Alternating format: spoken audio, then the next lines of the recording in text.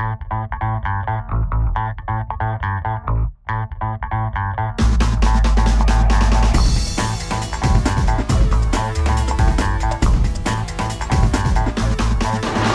showtime.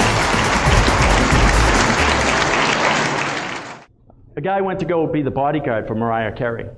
And he said, hey, I want to be the bodyguard. They said, hey, you're 21 years old? He says, you're only 99 pounds. How can you be a bodyguard? He says, I'm little, but I'm tough. They said, how tough are you? He says, I got my arm ripped off by a combine, and I put it back on myself, and I sewed it on myself. And they said, wow, you got the job. And he said, yes.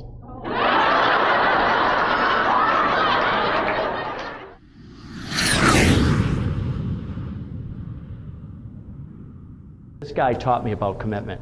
He went up to me and he said, would you like to buy some oranges, sir, down in Florida? And I said, no thanks, I just stopped for gas. I said, no thanks, I know what an orange tastes like. With that he said, no, have you tried one of these oranges? I said, no, I haven't tried one of those oranges. He cut a slice off and he said, are you sure? I said, I'm sure. With that he took it to his mouth and juice was coming down his chin. I said, wow, that's a juicy orange. He cut another slice off and he said, are you absolutely positively sure? I didn't know at this point. I said, give me the orange. I then took it to my mouth and juice was coming down my chin. As I loaded the 2 bags of oranges into my trunk, he held up a grapefruit and said, we got grapefruit too. I said, get away from me. That guy was relentless. Why? Because he was absolutely committed. Are you committed?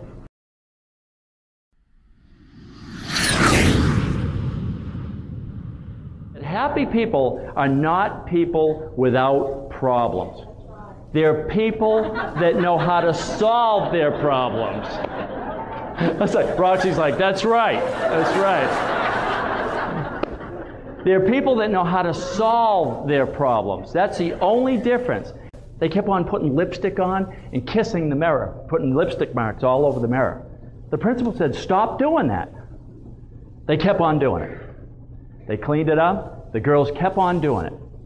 Finally, the principal said, I've got an idea. He got the janitor, and he got the principal, and he met all the girls, and he would put as many in the bathroom as possible, and he said, I want you to see how hard it is for the janitor to clean that. Well, with that, he looked at the janitor, and the janitor took the mop, dunked it in the commode, dumped it right in the commode, and started doing the mirror. They never kissed the mirror again.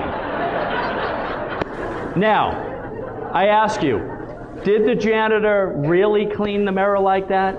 No. But wasn't that a great solution? Excuse me, leaving in the back there. Excuse me, do you have a hall pass?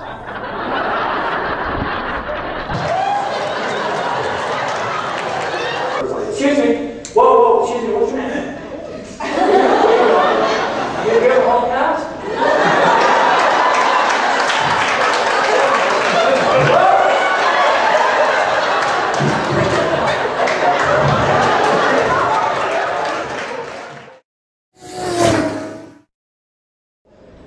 Wait a minute, are you back? Wait a minute, she's back to the light. Did you wash your hands?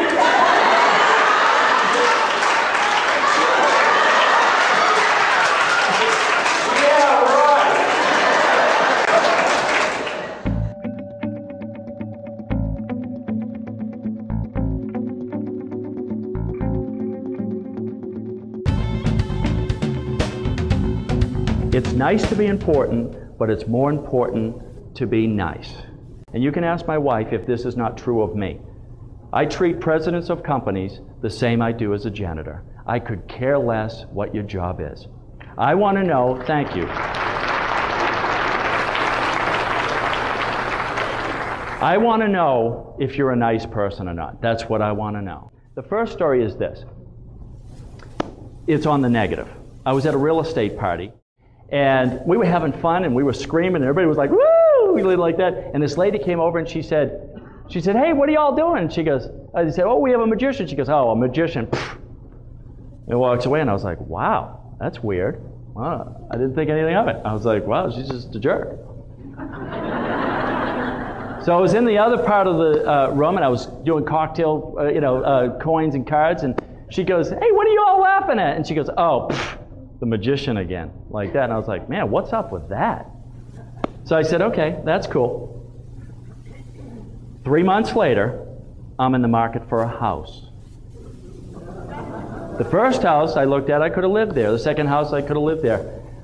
When we came to the third house, guess whose picture was on the front lawn? I don't think so. Okay? That's right. That's right. That house was tainted. You know why? Because she was a jerk. I would always think of that situation. And you know what? It's nice to be important, but it's more important to be nice. She lost a sale, or a potential sale. You know how you get respect? You get respect by giving respect. If you want a friend, be a friend. It works the same way. It's like a boomerang. So respect everybody, no matter who they are. Now I'm going to tell you the positive side of this story. I was in Gatlinburg, Tennessee. Well, they had horseback riding, and the sun was coming down. It was a beautiful sun. I said, "Hey, I got some time. I'll just do a whimsical thing and go horseback riding."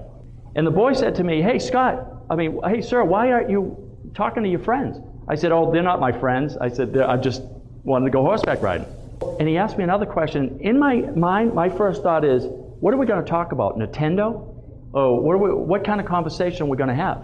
My second thought was, be nice to everyone, regardless of color, religion, age. And I turned around and I said, "What's your name?" He says, "Brandon." I said, "Brandon, you're pretty young to be riding horses, 9 years old." He says, "Scott, I've been riding horses since I was 2 years old." I was like, "Well, no wonder you're good." He said, "Scott, why is a horse better than a car?" I said, "I don't know, Brandon. Why is a horse better than a car?" He says, "A horse never runs out of gas." Just then the horse went. I said, "Brandon, why does a horse make that noise?" He said, "Scott, that's easy." Now you got to understand, he's 9 years old. "Scott, that's easy. That's because he can't reach to pick his nose." I started laughing. He started laughing. We had a little rapport there, didn't we? And he said, "Oh, cool, I found a turkey feather." And he reached up and he said, "Scott, I want you to have that." I said, "That's okay, Brandon. You found it, you keep it." He said, "No, I want you to have it." And I said, "No, you keep it, you found it." He said, "No, you don't understand, Scott. I want you to keep this to be reminded of our friendship." Wow. This is cool to me today.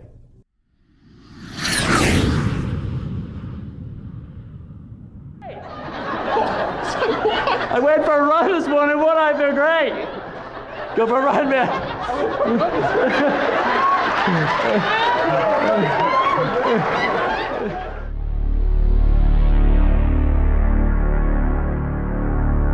I spent the day with my brother, and I was in his truck, and we were going down the road, and this guy just went, blah, blah, blah, blah, blah, blah, blah, and he was like yelling at us and all kinds of things. My brother could have retaliated and did the same thing as that guy did. You know? He could have retaliated the same way.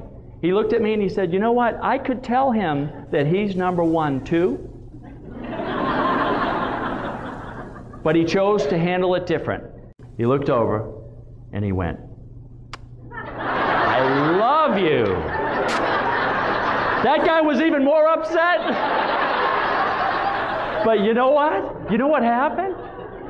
That guy went down the road and he was all upset, and guess what? We went and ate lunch. You see the difference? I've seen you people at the grocery store. For someone 12 items or less, you're behind them going, "That's 13. You have 13 items. Let it go. Let it go."